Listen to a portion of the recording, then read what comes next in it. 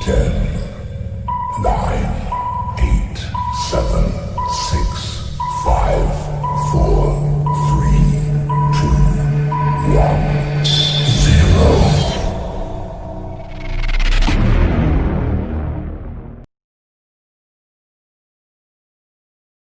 Filem ini menceritakan mengenai kisah seorang kanak-kanak perempuan bernama Jalki yang merupakan seorang budak dari kampung halaman yang miskin.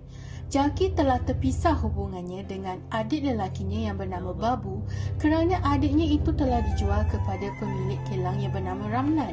Namun dengan sifat berani dan tidak mudah putus asa, Jalki telah tekad untuk mencari dan membawa pulang adiknya. Babak 1. Keadaan yang memaksa. Semuanya bermula apabila ayah Jalki mengalami sebuah kemalangan yang mengakibatkan kecederaan kepada seluruh anggota tubuh badannya. Kos perubatan yang perlu dibayari sangat tinggi. Dengan keadaan keluarga Jalki yang hidup dalam kemiskinan, keluarganya jelas tidak mampu untuk membiayai kos perubatan tersebut dan ini menimbulkan kebuntuan tersebut. Ibu Jalki telah membuat keputusan untuk menjual anak lelakinya Babu iaitu adik Jalki kepada seorang pemilik kilang yang bernama Ramnat untuk bekerja sebagai pekerja kanak-kanak di kilang tersebut. Meski ibunya keberatan, tetapi keadaan telah memaksa ibunya untuk membuat keputusan sedemikian. Setelah Babu diserahkan kepada Ramnat, duit yang diperolehi digunakan untuk membiayai kos perubatan ayah Jalki. Babak 2. Kasih sayang yang membawa kepada satu perjalanan yang panjang dan mencabar. Disebabkan perasaan sayang yang mendalam terhadap adik lelakinya, Jalki telah mengambil keputusan untuk memberanikan diri mengikuti Babu sehingga sampai ke destinasi. Di kota tersebut, Jalki dan Babu terpisah. Babu dibawa ke kilang karpet dan Jalki terbiar di jalanan. Namun, Jalki tidak berputus asa dan berusaha untuk mencari Babu. Sepanjang perjalanannya, Jalki telah bertemu dengan pelbagai jenis orang. Ada segelintir yang baik seperti Rahim Chacha, seorang pembawa beca yang tua. Rahim Chacha telah menemani Jalki untuk mencari Babu dan memberikan duit serta pelbagai jenis bantuan terhadap Jalki sepanjang perjalanan tersebut. Beliau telah mendapat urutan daripada seorang penjenayah semasa dalam perjalanan. Namun beliau telah berhasil melepaskan diri daripada penjenayah tersebut tanpa melibatkan Jalki. Dalam perjalanan juga, Jalki telah ditemukan dengan Sunita Bhatia dan Sanji Bhatia, iaitu pasangan yang telah memberikan bantuan tempat tinggal serta pakaian kepadanya. Namun, kedua pasangan tersebut mempunyai agenda lain dan tindakan memberi bantuan terhadap Jalki hanyalah satu penipuan untuk menutup kejahatan mereka.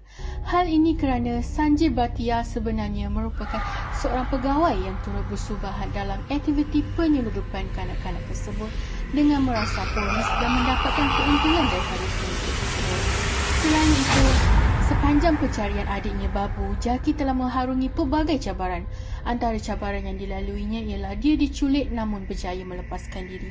Dia juga telah dicaci, dimarahi dan dianggap gila oleh orang ramai.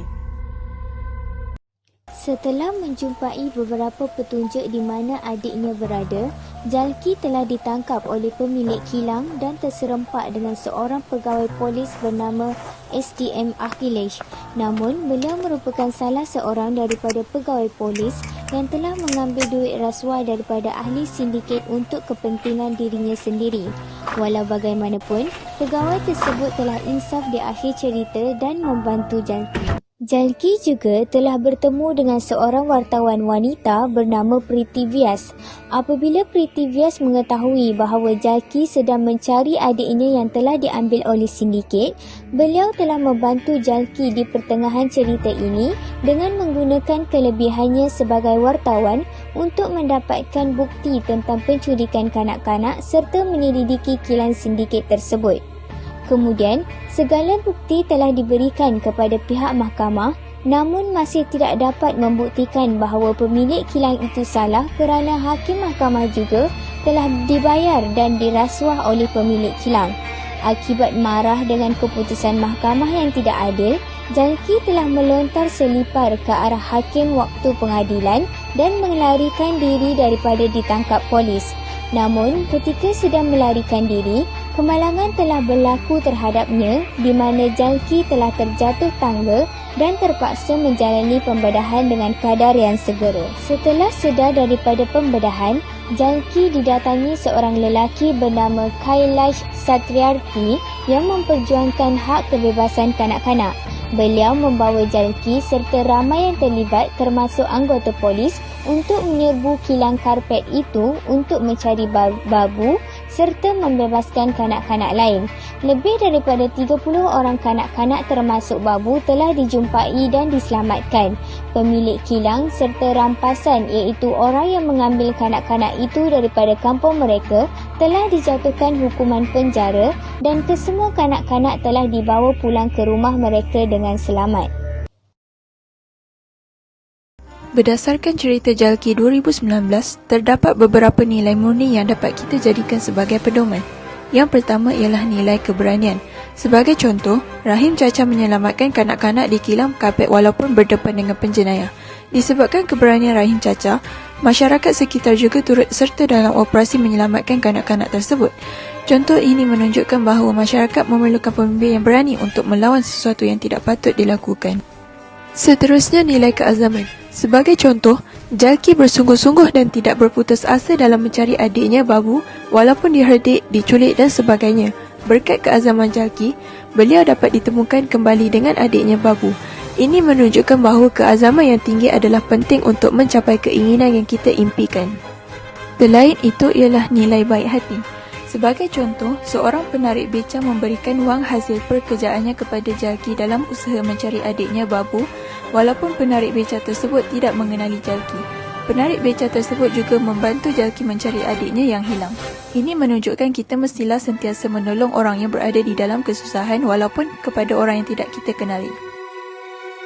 Antara nilai lain yang terdapat dalam cerita tersebut ialah kasih sayang.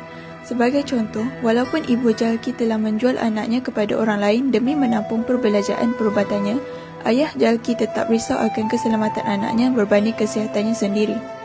Contoh ini jelas menunjukkan betapa besarnya kasih sayang seorang ayah kepada anaknya. Akhir sekali ialah nilai hormat menghormati. Sebagai contoh, Jalki dan Babu tidak sama sekali memarahi ayah mereka ketika membawa ayahnya pulang walaupun ayahnya dalam keadaan yang mabuk.